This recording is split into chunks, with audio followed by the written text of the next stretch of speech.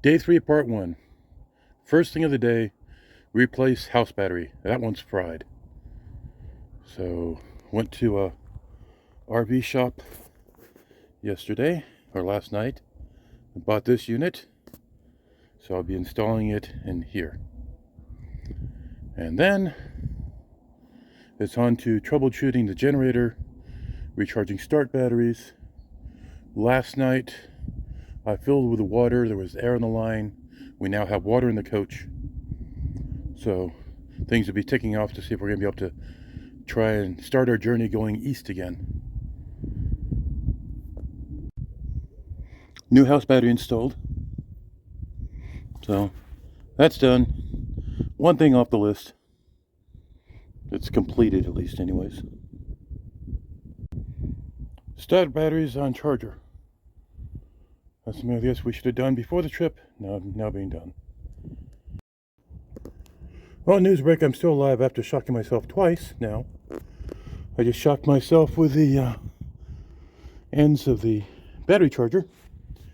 Shows both batteries are now 100% charged, so start batteries are taken care of. Next thing on my list is diesel heater.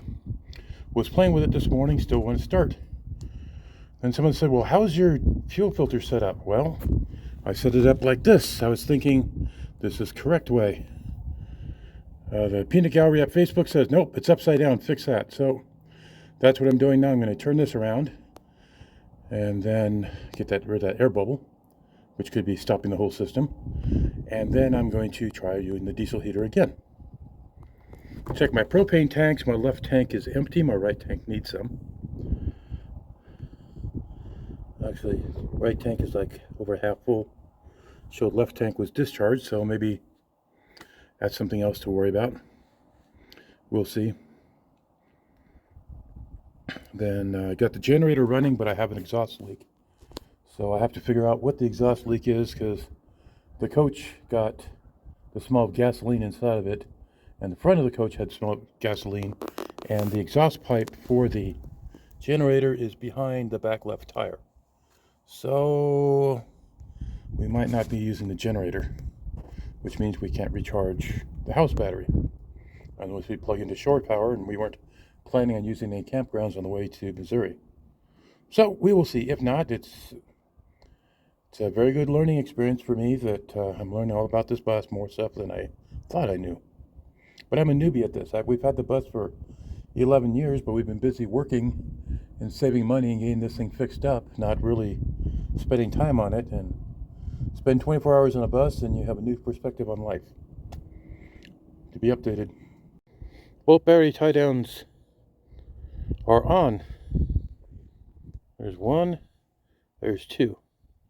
Old ones wouldn't give up the ghost very well, so I had to be a little creative, but that part's done.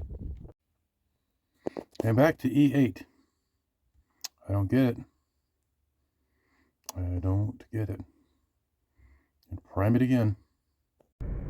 It's Tuesday night. Been working on lawn art since 9 o'clock this morning.